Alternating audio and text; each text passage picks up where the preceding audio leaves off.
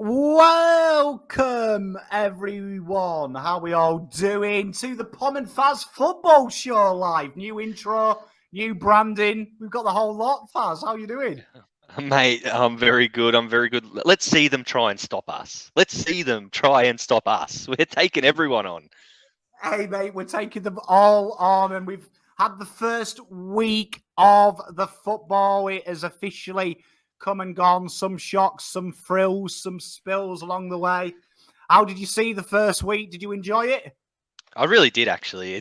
I always enjoy the first couple of weeks. Teams are feeling each other out, and it's not clear on who the bad teams are versus who the good teams are, and those middle-based teams like you look at a Brighton, for example, who could they take that next step? And I really love the opening few rounds, and week one didn't disappoint at all. I think there was some absolute ripper games, few surprises, as you said, and overall, I think every game had goals. And what more can you ask?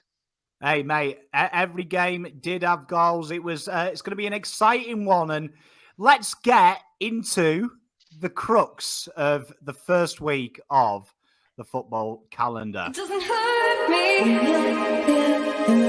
Do you want to feel how it feels? Do you want to know?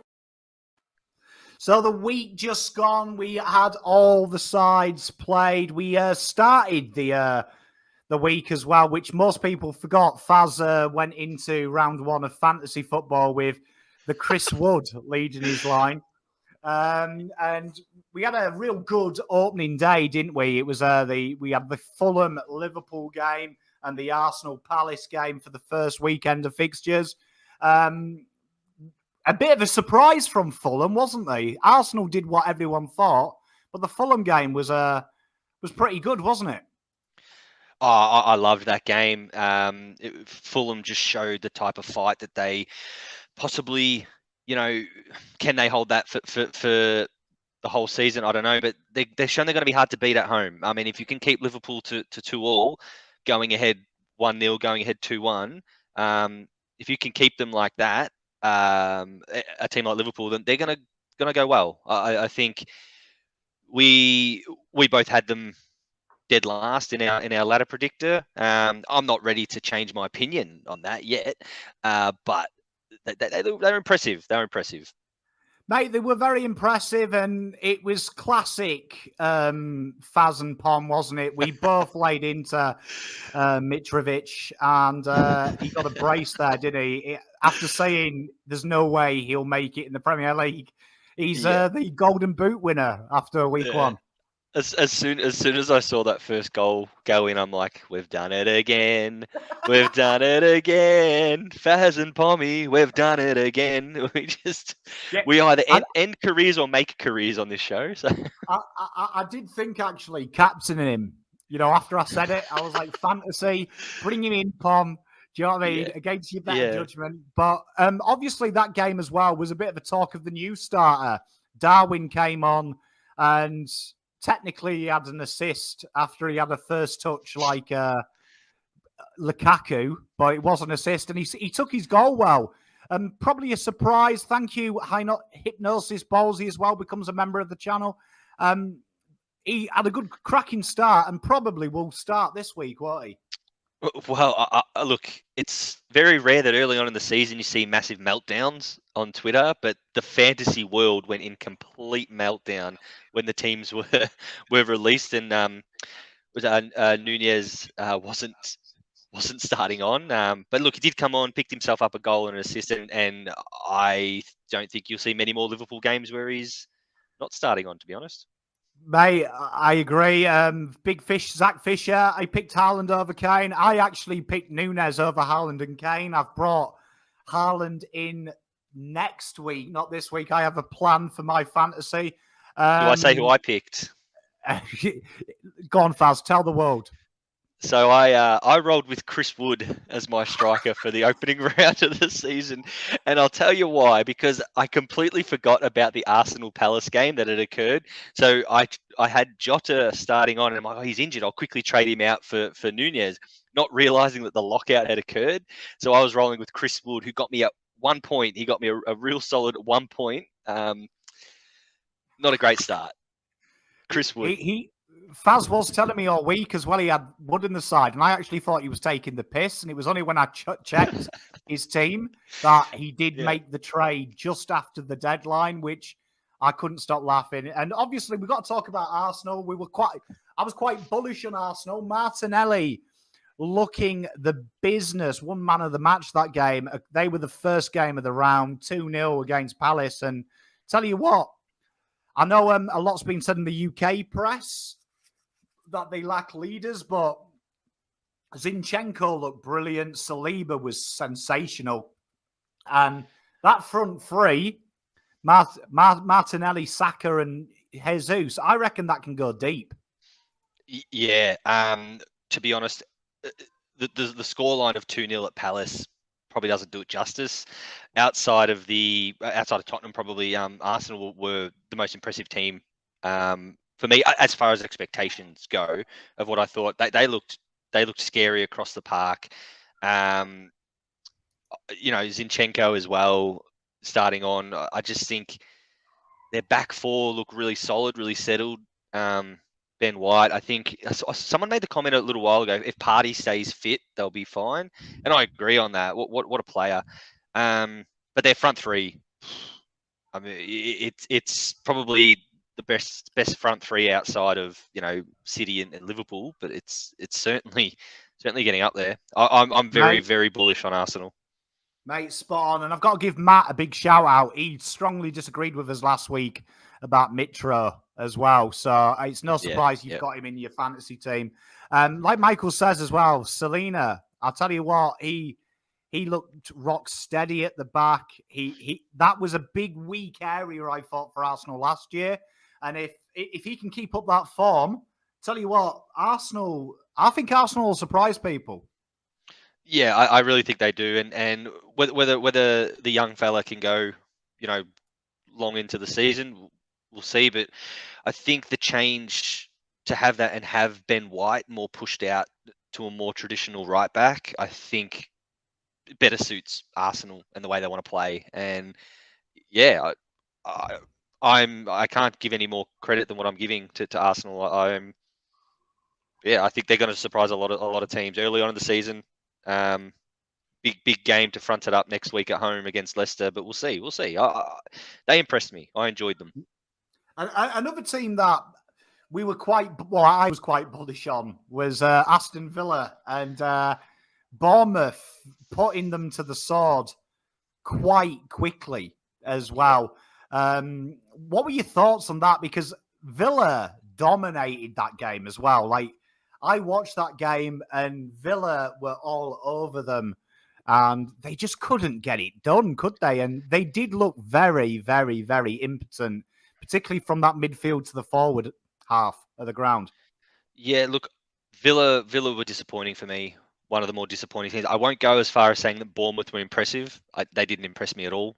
Yes, they scored the 2 goals, but they were a bit Villa, I mean, I don't understand this falling out that Ollie Watkins has had, because that game was crying for Ollie Watkins. And I know he did come on, late, but he came on around the 66th minute. Not enough. I mean, in my opinion, he should be starting on every week. So there's obviously something happened between him and Stevie G.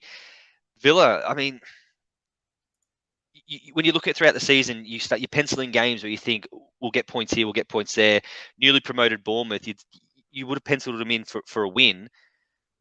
I don't know. You can't afford to start this season off poorly. You just can't afford to start it off poorly, because all of a sudden, I mean, they've got Everton next week. If they don't get over the line there, then you're starting to looking at they're going to be chasing tail before the season even gets going, and it's a real disappointing result for Villa. Well, I see a lot of questions about Gerrard. Stay tuned. We have got a little sneak preview of what's to come.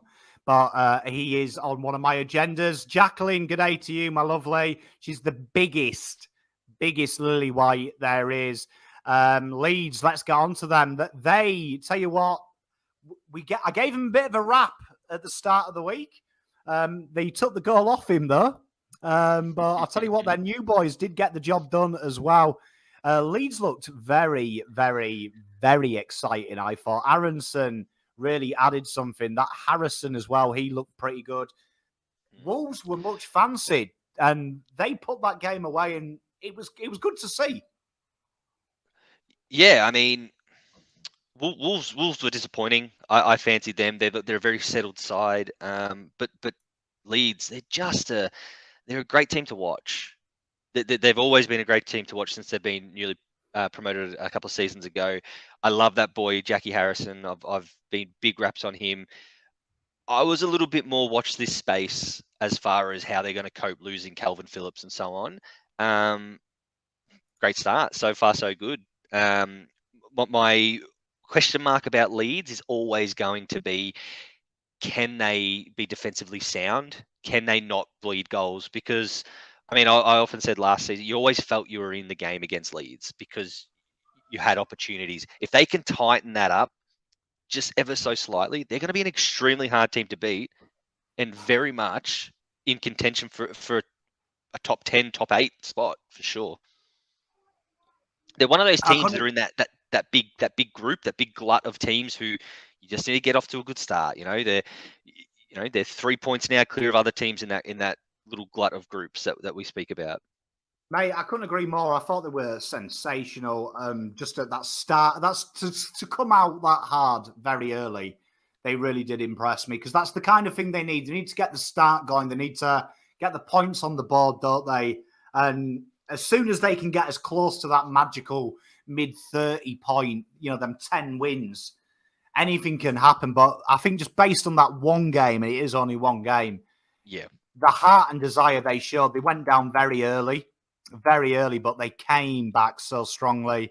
And I reckon at Ellen Road, it could become a bit of a fortress because the noise there was insane as well. They dragged them a line at Ellen Road. Yeah, beautiful stadium, and like you said, when Wolves went up early, my immediate thought was, okay, business as usual for Leeds, but they fought back, and credit to them. You've got to fight in this league. Whether it's week 1 or week 38, you've got to fight for every point. And I won't go too far as saying that when Leeds fans look back at this season, they may very well say, geez, that 3 points at the start of the season was so important. Because it is, because they're 3 points ahead of Wolves, who are fighting in that, 7 to 14th bracket. Mate, couldn't agree more. Couldn't agree more. And another team that's probably fighting in the same bracket, but probably got a bit more higher expectations. Newcastle, probably one of the goals of the round as well from Fabian Schär. An absolute screamer. You might have seen it at the top of the show. Nottingham Forest, it has to be said though, looked in a world of trouble. I don't think that flatters Newcastle a bit more than it does anything else. Yeah, Notts Forest just were deplorable, to be honest. I will say I did have a bit of a Cheshire grin to see Jesse Lingard's Nottingham debut. Newcastle, I don't think Newcastle were overly impressive. I mean, they dominated the ball. They still look like they've got issues forward. I don't know. Well, I do know. Sorry, you can't rely on Callum Wilson. You simply can't rely on Callum Wilson for the season. He's going to break down. He scores goals, but he will break down. Chris Wood off the bench is not a great change. They need to find another avenue to goal. I love Saint Maximin. He's one of my favourite players to watch. Almiron, again, he can be quite hot and cold. I don't know about Newcastle just yet. I think their back four is very solid back four. Do they have the firepower to compete with the teams that are looking at that 7th to 8th spot? That's my question. They definitely need some signings, don't they? Yeah. They definitely need some signings. I think I think they'll be safe, but I think to get to that next level, they definitely need a bit of depth there, particularly as well down the back. Injuries come along the season. I still think they're a little bit light down there as well if they do get an injury. So it'll be interesting. And then there was chalk and cheese, wasn't there? Chelsea, one of the sides that should be competing for the title. They made very hard work of a very weak Everton side, and Spurs, probably the performance of the round, wasn't it? Yeah. Look, Tottenham, Southampton. Tottenham were fantastic. They looked really strong.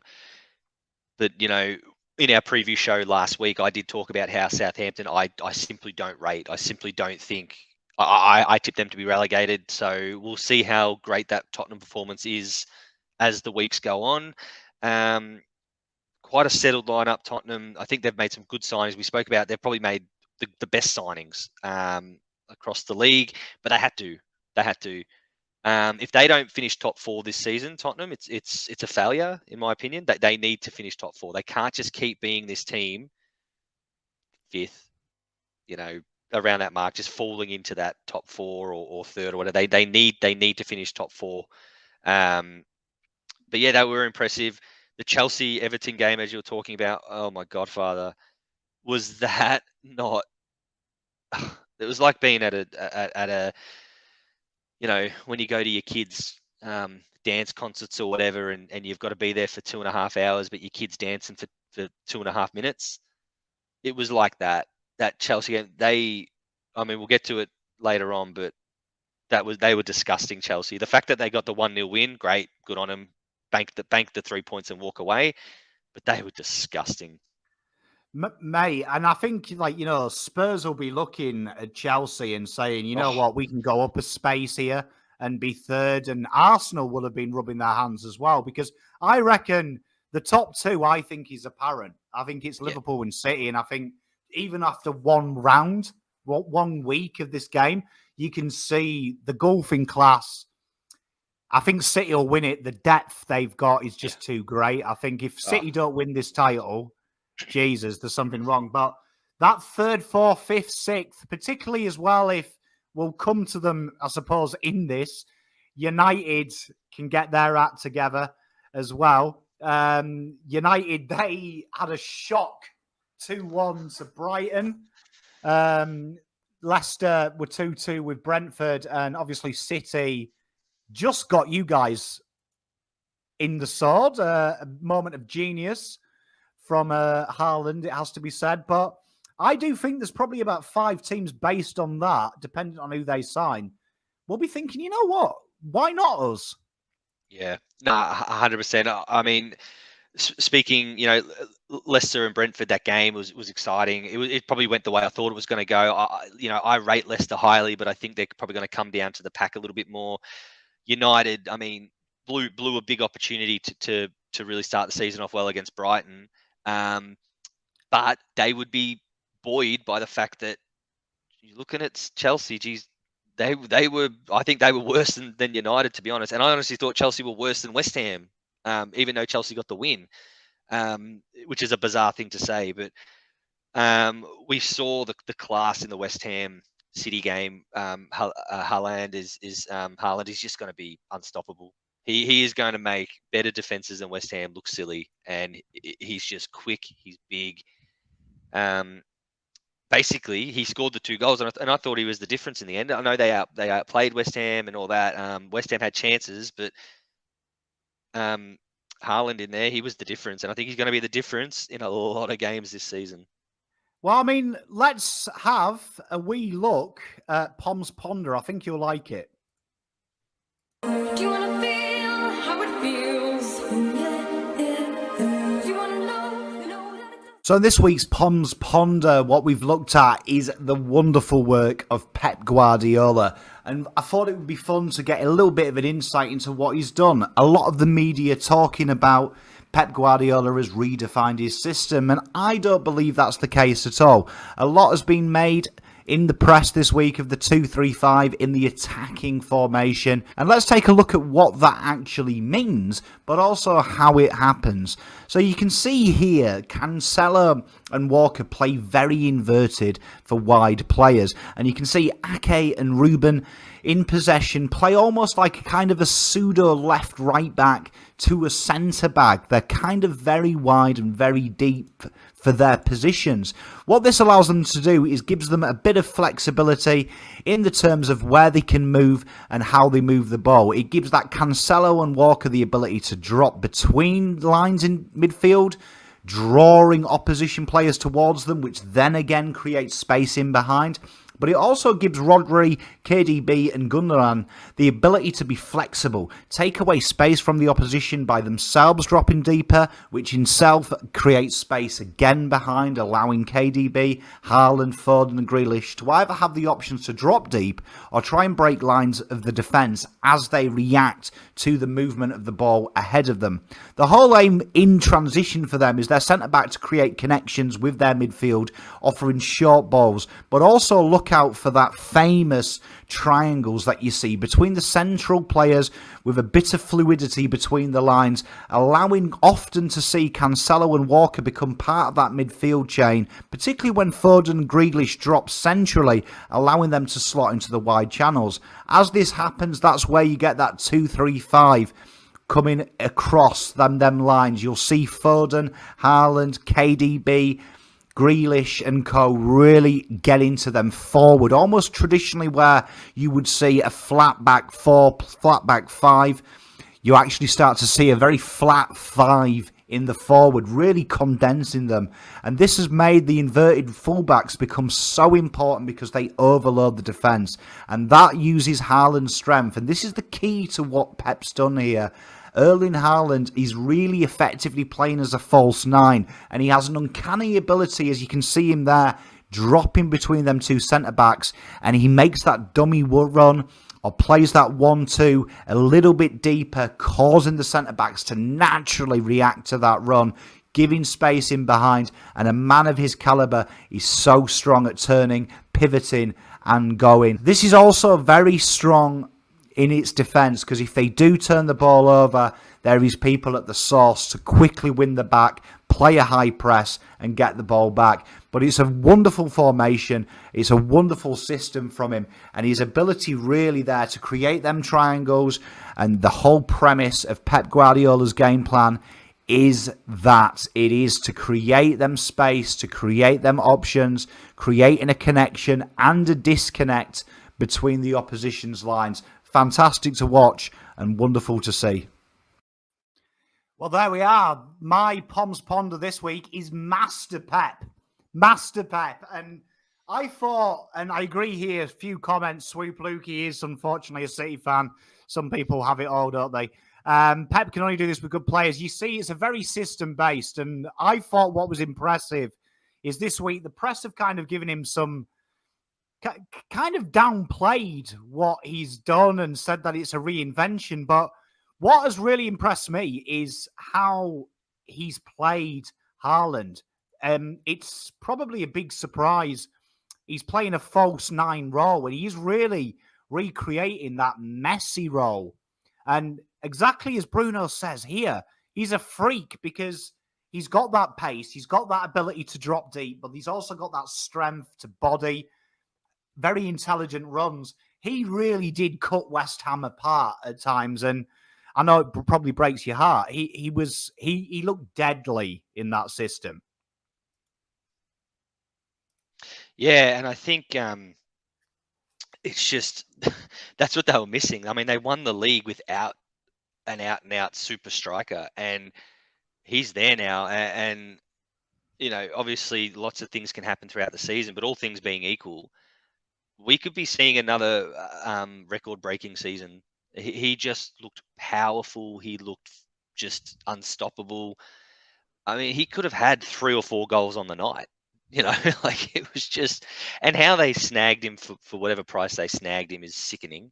Because he's a 250 million pound player every day of the week in today's market. Like, whew. Mate, I've said it for years, like the last 2 years. Watch a lot of the Bundesliga because I went to school in Dortmund on a German exchange, so they were massive fans. So it's something I've always kept an eye on. And watching Haaland, I can't believe people talk about Mbappe, because for me, Haaland is an out-and-out freak. Like, and Mbappe would probably do it in the Premier League to an extent, but I don't think you'd see him do it as easy as that. And if he can keep that up, Pete asks how many goals. I wouldn't be shocked to see 38, 40. Yeah, no, I can see him a goal a game for sure. He's he has it. Whatever it is, he has it. Mate, Mate, he's something scary, and that's my Pom's Ponder this week. Pep Guardiola, I think, albeit I agree with Gang, it requires very, very certain players, but I think the system he's got, for me, is frightening.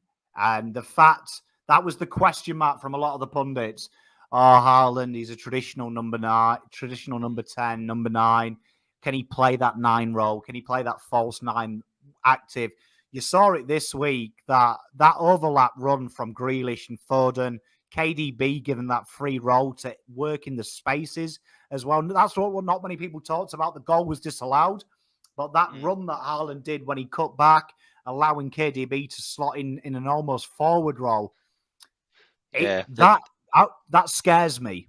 Yeah, that disallowed goal, and it was by a fraction, like it was a boot stud. You know, that was the most impressive passage of play almost of the whole week across every game. That was scary. I was watching that and my jaw dropped. I'm like, this could be a cricket score today. But yeah, it was disallowed. But I think that was just they're a scary team, and what can you say? Like, yeah, they just mate. It's worrying. It is a worry for them. And obviously, on the Man City theme, let's take a look at what caught young Fazz's eye this week. Very bold of Fazz, this as well, I've got to say. It doesn't hurt me. Do you want to feel how it feels? Do you want to know? Erling Haaland was the guy that caught your eye. So tell me what you saw from Erling Haaland. I saw something that I don't think I've seen in the Premier League for a very, very long time, and that is a big 195 centimeter, 6'6" striker who can actually take the game away from you by foot, in the air, by pace, with strength. I looked at him, and I know it was only one game in the Premier League, but I consider him to be flawless, and I haven't seen that in the Premier League since. I can't even think of a player. Zlatan, maybe, but I don't think I've ever seen a player like Haaland.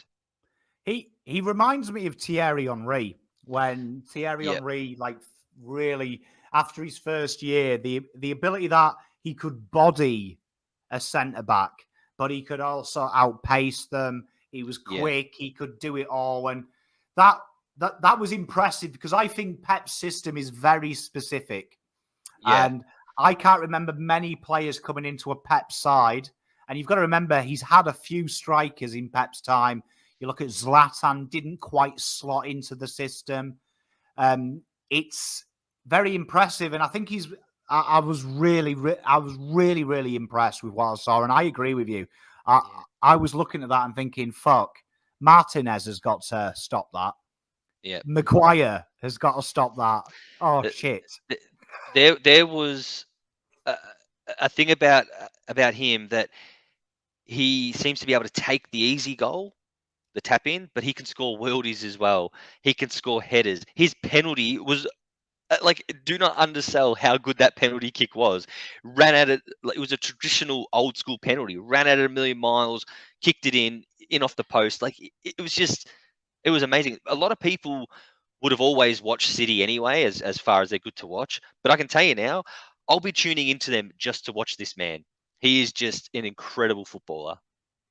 Mate, as a former striker myself, that goal he scored as well, the second goal, the way that he opened up the angle, you know, he held the ball long enough to make Fabianski make a decision, slotted it bottom bins. Absolutely incredible for me. If it wasn't incredible.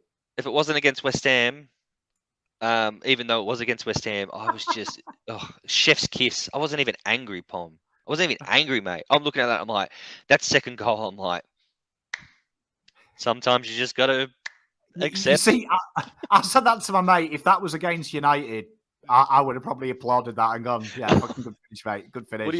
What do you do? Yeah, I mean, it was one hell of a finish. So Haaland is ours, and stay tuned if you are a Villa fan, because you asked a lot of questions about it. let's see who I've called is under pressure, because I think this is a good discussion after being so positive about Erling Haaland. So let's take a look at what I've It found. doesn't hurt me. Do you want to feel how it feels? Do you want to know? I've gone with Steven Gerrard, and I know a few of you asked about it. I've proper done Steven Gerrard here as well, because we know as a Rangers fan he gave me some good moments, but I think questions are starting to be asked about his system, and I'm seeing a lot of danger signs in the terms of what I saw back end at Rangers, and he gets a lot of the ball.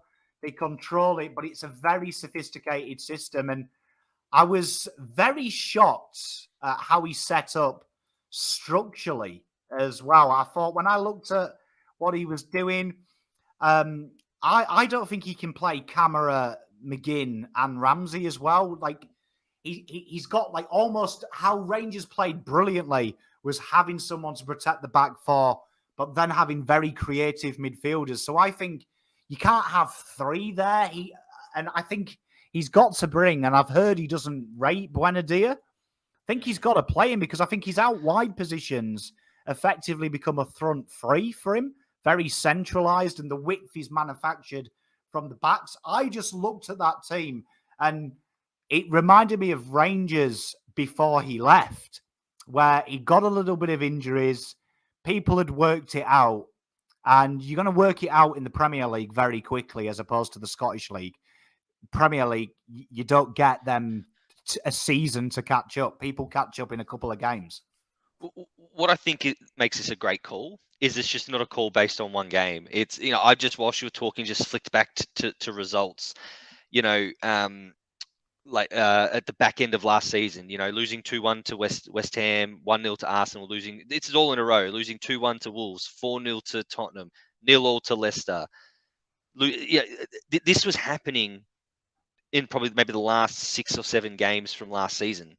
So this is not just a throw at the stumps saying, oh, he's had a bad week this week. This is something that has been evolving, and whether or not he can actually change that. And I thought the worrying signs against Bournemouth, it was, it's a watch this space on Stevie G and Villa, definitely. I look at him as well, and I just think when I really, if I was a Villa fan, I would be questioning the selections as well, like the 11 he went with. Like, I don't think there's any way, and anyone who's watched Steven Gerrard's career as a coach, there's no way in hell you would say Danny Ings is a Stevie G striker, because you look at the guys that have scored a lot of goals for him. Morales for Rangers, he's small, he's quick. And Danny Ings, he's small, fairly quick. But when you've got players like, Watkins, who's meant to have had a fallout, or even Cameron Archer, they are that's what he's looking for. You're playing on the line of the last man, and I don't think that's Ings' strength. I think Ings is better at holding the ball up and playing Bailey and Cohen. And I didn't see that enough. And honestly, I don't think they're going to lose loads of games if he is playing his middle three as McGinn, Ramsey, and Camara. He is stuck there. I look at Villa as one of these teams that, as a West Ham supporter, I'm like, gee, I hope we can get them in the next couple of weeks. I haven't looked at the fixture that far ahead, but it's like, gee, I hope we can have them early, because he's and I'm just looking, we've got them in week 4. So I'm hoping he doesn't, hoping he's stubborn enough to allow it to go on that long. But this is something he needs to fix now. Like I said, they got Everton this week. If they don't get a positive result against Everton, it is squeaky bum times, and we'll be 2 games in. That's scary stuff. I know Peter's a big Villa fan. I think they can turn it around, and I do have faith in Gerrard. I think he is. My 2 concerns, if I was a Villa fan, are that you've lost Beale to Queen's Park, who is his right-hand man. Do you know what I mean? He's the right-hand man there, Michael Beale. He's been that. And there's been a lot of talk that he is the tactical genius of the pair. And Stevie G is the master motivator. Motivation's only going to get Villa so far. But I question, like, if I'm looking this week, I'm demanding...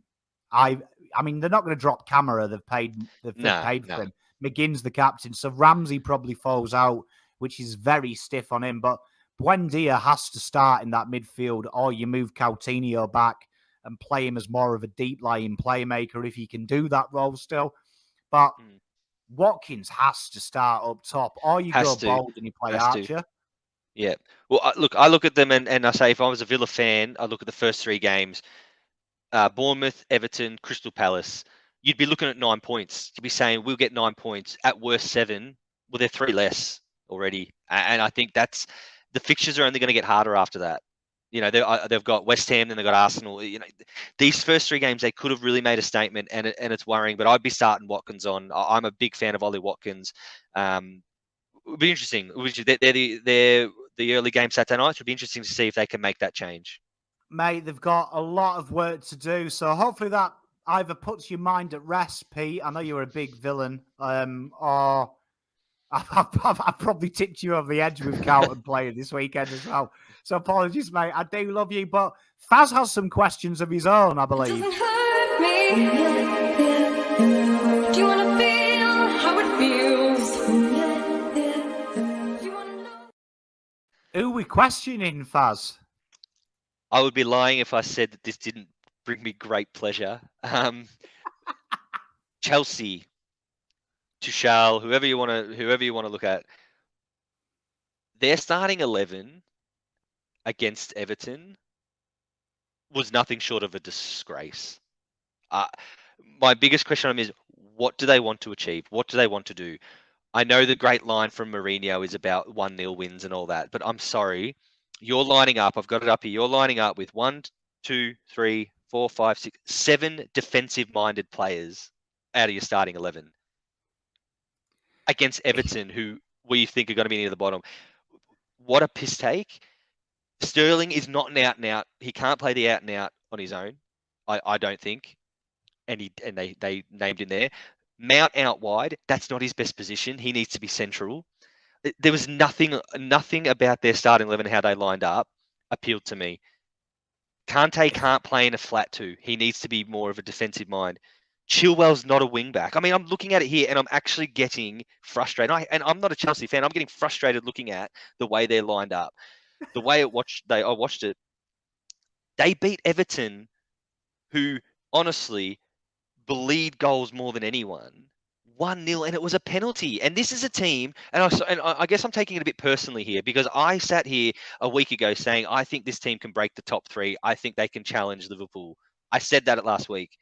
Chelsea, you're making me look like an idiot. Tuchel, you're making me look like an idiot. It was deplorable. It was just a disgrace. And honestly, who have they got next week? Looking at it, Tottenham, I don't give them a chance. I don't give them a hope in hell about even getting close to Tottenham if they're going to play like they did. If people have followed Tuchel's career as well, I do think it's very weird, because when he was, before he came here, he was at Paris. And when you went through his Paris career, that last season, they kind of imploded in the transfer window. He went mental. Like he went centre-back galore, midfielder galore. And I saw that team. And I really looked at that team this week, and I was like, that's really defensive. Like you did. I was like, when I saw the midfield, and I was like, they've named Jorginho and Kante with Chilwell and James as the wing backs. And I was like, I would have thought, you would have maybe gone a little bit bolder, maybe Hakeem Ziyech, maybe Conor Gallagher. This is the game. You maybe disrespect them a little bit and play him and see if he can replicate it going box to box. But then I looked at their bench and I was like, fuck, who have they got attacking? And you look at that bench and they had Conor Gallagher, Ziyech, Loftus-Cheek, Pulisic, Libbojrjr. Kovacic, yeah, Kirakela, Chalobah. Like, it's not exactly wow, is it? Like, I was Nah. looking at that bench and thinking, if I needed a goal, Jesus, it's not exciting, is it? So I'm Yeah. with you. I actually watched that game and I thought Chelsea are going to struggle against good sides. I think Chelsea are going to struggle against the rest the next batch of sides as well. I think they'll struggle against a West Ham, a Leeds, an attacking team. I mean, you can have as many defensive players as you want. You can't play Raheem Sterling in that out and out position. I don't think Brozia's ready to lead the front line for a Chelsea, and I'll respect that. You know, Tottenham don't win at the Bridge. Well, this is when they will. I can't see Chelsea getting within 2 goals of Tottenham, even at the Bridge. The thing I'll say about Thomas's sides, Tuchel's sides, is they're very, very good defensively. So, I agree the 1-0 Jose Mourinho thing works. My issue is, though, I agree with what you said there. If West Ham go 1-0 up, what are they bringing off the bench to change the game? So, when you watch West Ham, you guys will go 1-0 up, and then Moyes is like, fuck it. 11 men behind the ball. Antonio stays at the halfway line and we'll just ping the ball to him. Bowen will run like crazy, try and support him. I think they will struggle if they go 1-0 down to a shit side. Yeah, no, 100%, because they don't have the ability to break down defenses. So I'll be looking at Chelsea and I'll be saying stoppages, set pieces, corners. You know, you could nick a goal from a corner against them and shut up shop and it's game over. They were, of all the teams, they were the most disappointing for me. Them and Nottingham Forest, but as far as expectation goes, that they disgusted me, Chelsea, and they won. I was quite good because I hate Chelsea. Like Bruno says, they will try and buy the title. It's interesting as well with Chelsea though, because they went their transfer window, and we did cover it. They did go out and buy players, but are they buying the right players? Like, the Kirakela one blags my head because I understand that's depth, and Ben Chilwell's got hamstrings made of Swiss cheese. But if I look at that team now, I would say Raheem Sterling plays his best job cutting inside and becoming central by design. I think that they needed a Lukaku, but someone who's not Lukaku. But they needed a central target to be able to play that game. Look, I don't want to overreact and say dropping out, but I would say fifth or sixth, yeah. Unless they change something dramatically, I can see there are plenty of teams ahead of them. I can't remember where I had them. I think I had them fourth, didn't I? Yeah, fourth or third? Yeah, I had them third. Oh, I think I actually had United third, I think. No, I think we both had about fourth. So, yeah. I'll stick with it for now, to be honest, because I think they'll be tough to beat. I think it's scoring against them, but that is one of the rumours as well. The Arsenal legend himself is linked with them. I mean, De Jong, I think if they buy De Jong and they get ARBOR in, I'll say, okay, there's a little bit, even though I think De Jong is I wouldn't say he's defensive, but I'd say he's basically just an improvement on Jorginho.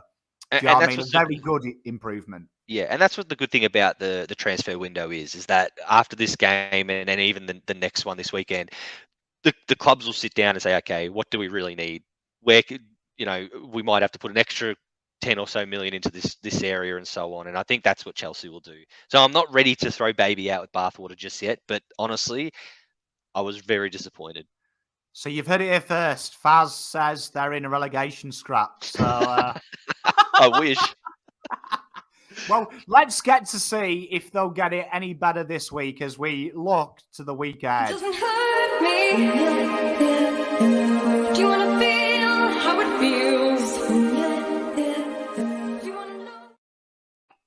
Tell you what, that G's me up. But we've got the week ahead now. We've got a full fixture list for this. And we start proceedings with our good friend of the channel, Pete's team. Villa entertain Everton on Saturday at 9:30 our time. And a big game, really, for both of these sides, isn't it? Yeah, huge. You don't want to start, 0-2. So I love it when two teams who haven't got a point come up against each other. I think it's going to be a great game. Two old school teams, growing up. I'm really looking forward to this one. But yeah, I think you can. I'd like to think Villa can get over the line, but I'm going to tip 1-1 for that one. Well, I mean, it's a great story as well, isn't it? Because probably the two midfielders that couldn't play together now get to fight each other, Gerrard, Lampard, and that makes me feel old because they are my teenage life of watching them and like really getting into it. And I remember having massive debates with my mates, who's better, Gerrard or Lampard, and idiots would say Lampard, and those who knew would say Gerrard. So it's beautiful. It brings a tear to my eye. I remember. I'm going to back Villarreal though. I think they'll get the job done. I hope they do. I don't think it'll be a classic, but I'm going to go Coutinho 1-0. I reckon they'll get a set piece because that's something that surprised me. That's the strength of Stevie G's, their ability to score set plays. And I was watching the set pieces from Villa. They were dog shit. And I was like, oh, my God. I really hope they do because I'd like to see Everton get relegated. So up the Villa. Up the Villa. Well, then we go to Arsenal, Leicester. This should be a good test early doors for Arteta, isn't it? Because I think the press in the UK, particularly Neville and Carragher, are doing their best to say Arsenal are screwed. I reckon this is a great chance just to show them that they can beat the stalwarts in the Premier League. Leicester's always a tricky team. They're always a tricky team, but I think with Arsenal's front three, one of Leicester's biggest weaknesses is that counter attack type thing. The players getting behind. I think with Saka, Jesus, I think Arsenal will get the job done. I think they'll get the job done there. And I think when they do get the job done, maybe people might have to sit up a little bit and say, okay. Yeah. Yeah, I'm with you. I think I was watching the Arsenal game and I just felt like there's a damn wall moment I could sense. And I just felt like if they get an early goal this week, they could really put a side away. I think that could be 3-1. Call me crazy. I just think there's going to be a bit of a performance come out from Arsenal. And I think they're just going to be like, you know what? We're here. Because I think attacking-wise, Arsenal looked really nice. I enjoyed watching Arsenal this week. And I haven't said that probably since Wenger was there. No, I agree. A bit of a statement game for them. And then we've got a real tasty fixture here. Juicy. Brighton host Newcastle. This, on paper, is probably a team that you would say are the mid-table champions, Brighton Hove Albion, against a team that's looking to get to that stage regularly and then build. And it'll be a good test for Newcastle, won't it? I think this is one of the games of the round. One of these teams could start with 6 points. And I think what a great start to the season if you could start with 6 points. I'm going to be a bit boring here. I'm going to tip a draw again. A 2-2er for me. But juicy game, juicy odds in there too. I really like the look of that game. I really like it. It's got 0-0, and that's what I'm tipping written all over it because we've bigged it up. It's a 0-0. It's a 0-0. But then we go. Shout out to my mate in the UK, Craig, who's taking his nipper to his first Premier League game. Driving up to Bournemouth to see their home team play City. That's a baptism of fire, isn't it, for Bournemouth? Bloodbath, unfortunately. It's got massacre written over it, hasn't it? Yeah. Yeah. I mean, yeah. Haaland. Say no more. I mean, I've heard rumours that Haaland has done his scouting report being relayed to him, and Pep's gone. Yeah, so it looks like based on how they line up, you'll be on either Mepham or Kelly, and he's gone who? Yeah. He's gone who? like Oh man. that has Captain Haaland, doesn't it, in FPL? Oh yeah. Bloodbath. That's all I can say. I would be shocked if it's not more than 3, but I'm going to say 4-0. Yeah. Yeah. I'll go 6-0. Jesus. Haaland 4. Oh God. Well, then we've got this is a game that if we're in the 90s, you'd be like, this is going to be brilliant. Southampton host Leeds United, and what a tie that is. Just on paper, that just reminds me of Lederman. I mean, I always, whenever I see Southampton, I think 95. Ken Monkow down back and Lederman up top. It's sad. It's sad because you're right. The memories are there, but I've got absolutely zero interest in this game at the moment whatsoever. So back in the days, yeah, I think Leeds will get the job done. I've been very big on how much I don't rate Southampton this year. I think Leeds will get the job done, and I think they'll get it done quite comfortably. I'm going to go 4-0. I'm going to go 4-0 Leeds. Yep. Jacqueline, At St Mary's. Jacqueline, don't come for me. I actually have this down Southampton 1-0. Joe Aribo. Got to look after my Rangers boys, mate. Right, yeah. Still can't believe Joe Aribo played centre forward. Like, I mean, had him at Rangers for 3 years and I've not seen him enter the 6-yard box, and he was living there this week. So hopefully that stops. Then we've got Wolves Fulham. This is one of them games where most people will turn their nose up, but this does have a little belter, doesn't it, on it? Because one side needs a win and one side wants. We'll be looking at this as a potential 3-pointer.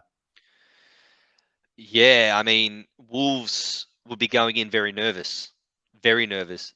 If they look at the way Fulham played, they'd be very, very nervous. The real test is, can Fulham back it up? They played a wonderful game. Probably, you say, their cup final, getting up against Liverpool and all that, getting that 2-2 draw. Can they get their energy up for this one? Molineux heading that way. It's a different level of energy to get up, rather, for Liverpool. So I think Wolves will get the job done, but it won't be without a scare. I'm going 2-1 with our boy Mitrovic scoring for Fulham. In fact, Mitrovic scoring first and Wolves going bang bang. Oh, Wolves winning. I think this will be 1-0 Wolves. I think Wolves will just get the job done. Jacob, Fulham were good last week. If they play the way they did, they can get the 3 points. Definitely 100%, can. 100%. I think I always give it this, though. Just when you watch newly promoted teams, that first game of the season against a side like Liverpool, it's all to win, nothing to lose. I think this game, I would say, if I was the Fulham coach, this is one of them games that you say, let's see if we can sneak 3. We need to get 10 wins or 30 points minimum to be a chance. This is one of them ones that you pencil in early season, we can maybe sneak a win. For sure. And I just think Wolves, having lost last week from being 1-0 up, I think you'll see a different Wolves. 1-0 Wolves. Yeah, I'm going 2-1 Wolves, but good result. And this one makes me sick to talk about. Brentford host United. Squeaky bum times. Squeaky bum times for United. Mate, I can't believe I am saying this phrase. Brentford away and not full of vigour and confidence that it's 8-0. Look, the fact that I'm slightly dubious about this one concerns me. Look, I think you get the job done.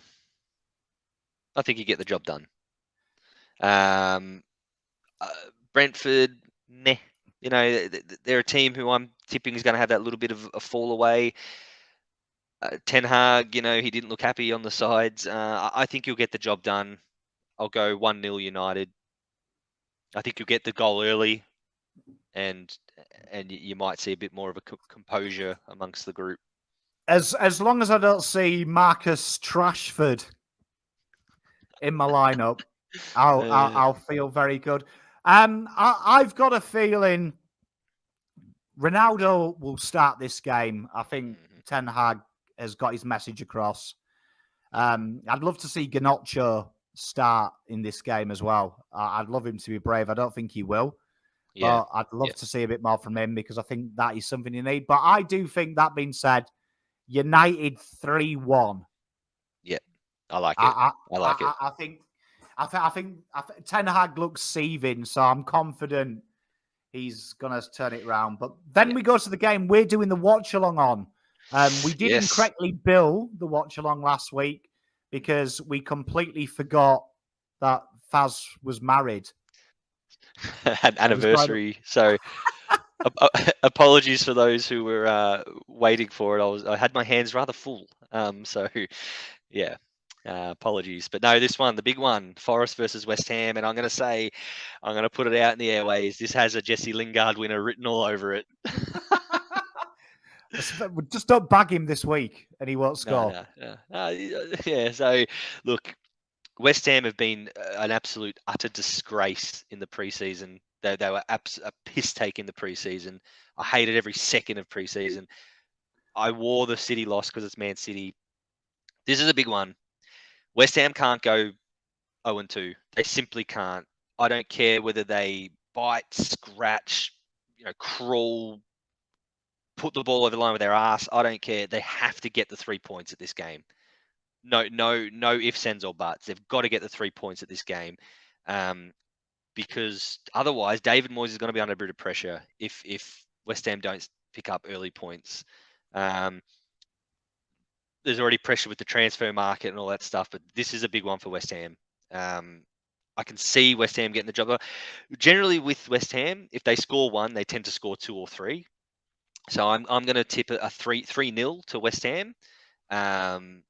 Jared Bowen getting on the score sheet, and I reckon Scamacca will open his account.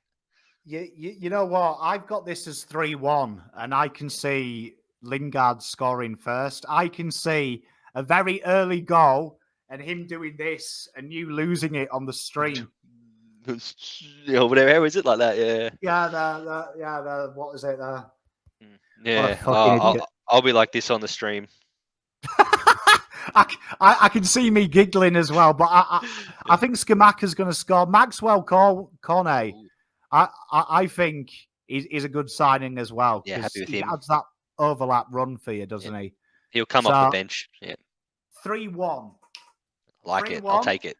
I'm going to say, because I thought he was dog shit this week, Antonio hat-trick. Get Antonio in your fantasy team. Uncle Pom allows it. And then we finish with 2 tasty fixtures, really. Ooh. Chelsea Spurs, tie of the round. Yep. 4-0 Spurs. Fucking hell. Nah, Chelsea can get fucked. and I hate Tottenham more, but Chelsea, I cannot explain how disgusted I was at Chelsea on the weekend. Spurs 4-0. This game here is like, for you choosing a winner, is like having a choice between 2 people to sleep with your wife, isn't it? Oh, it's exactly like that. I could, I mean, if you can support injuries and red cards, that's who I'll be going for. But just Chelsea disgust me. They disgusted me this week. You know what? I think our mate in chat, Matthew, will be happy with this. I think Conte, old club, Conte, new club. I don't think it's going to be 4-0. I think it'll be 2-0. I think it'll be 2-0. I think it'll be a Conte masterclass of controlled football when him just letting Tuchel know he knows a bit more. And then we finish with a game that it's kind of hard to tell where to go here, I think. But Liverpool entertain Palace. Liverpool definitely need to get into the groove very quickly, don't they? Yeah, look, and I think you'll see Nunez starting on. I think that's the safest bet of all time. One thing's for sure, that the sprinklers will be turned on before the game. those who didn't hear Jurgen Klopp complain that the Fulham pitch was dry. Anyway, each to their own. But I think Liverpool get the job done, and I think they'll do it quite comprehensively. Nunez and Salah both on the score sheet again. Yeah, look, I've gone for some big scores, but I think this one will be a 4-0 as well. I have 4-0. I have 4-0 in this as well. I know Bruno's going to be gutted. I think that Liverpool, unfortunately, they're not the type of team that'll fuck up twice. No. I am enjoying, though, Jurgen start to lose it a little bit. How good is it? And Bruno, you'll know as well how when Premier League managers of the big clubs start to complain about the most innocuous stuff, that is the first stage of the death rattle. Yep. Isn't it? Yep. Isn't 100%. It? Like, it gives me them vibes, you know, all the time Fergie did it to coaches. Just got inside their head and they started complaining about trivial shit. Yeah, it does. And look, it's no disrespect to Palace. Like, I apologise if I've disrespected, but Liverpool are different gravy, you know, like it's Liverpool coming off a poor performance against Fulham. Most teams will get battered by Liverpool at Anfield, and I just think this is not a great time to play Liverpool. Do you know what I mean? No, I'm with you, and I think he's learnt the error of his ways, Klopp. Because I was shocked the form Darwin was in pre-season. Like he looked different gravy the minute he went on. Like so, I was can't believe. Yeah, I was fuming, right? Because me and my wife are in the same fantasy league as Fazz is. And she was taking the piss at me when she looked at the team sheet, and Darwin was on the sub bench, and I was like, "Yeah, great. Here comes the hat trick from Harry Kane after I've slated him on my show, and here comes a hat trick from Haaland, and Pommy will look like a right idiot." And thankfully, only Haaland did me dirty. But that is the review, the preview. We'll answer this. De Jong heading to Chelsea, and Aubameyang is rumoured to go there as well. Do you think he'll go that? I think De Jong's a lot to go somewhere. Yeah. Probably not United, because you've got to try and sell sunny Spain to a shithole that rains all the time. So do you know what I mean? Like that when he asks, "Are we in the Champions League?" we say, "Yeah, we're on the end credits." So definitely we'll go to Chelsea. Definitely, I'd love him to come to United, but the fact that we're being linked with Rabiot, I mean, fuck me. And Arnautovic. No, we pulled out of that one. Yeah, I don't blame. Yeah, the stick that.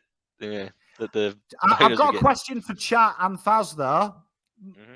My favourite player outside of the Premier League, my two favourite players to watch, is Antony and Haaland. One of them is in the Premier League. Antony is still stuck at Ajax. What's everyone's thoughts? Do you think Antony will come to United? United have gone a bit quiet on that, but Ajax are saying negotiations are still taking place. I think Antony is what United need based on this week. I couldn't agree more. If you can snag him across, then great. Good relationship with Ten Hag. It would fix a lot of your problems straight away, whether it happens or not. I mean, the transfer window is smoke and mirrors a lot of the times, but yeah, I can see it happening. Mate, I can't. I'm still getting over the fact that we had that Rabiot is official. I thought that was a piss take, and then when I saw Arnautovic, and I was like, "That's not the ex-Stoke West Ham striker, is it?" I was hoping there's like a 22-year-old. You know, with the same namesake, surname. Yeah. You know what I mean? I was like, surely it's like a 22-year-old who he's tearing up the Portuguese league or something. Do you know what I mean? I love it. And I was like, oh my God, this is where my situation's come. Well, that's all we got time for. I've loved it, Fazz. We will be back next week to deduce it all. Yep. Get your questions in, send them in, and much love. Enjoy the football, and see you next week. Love it. See you guys.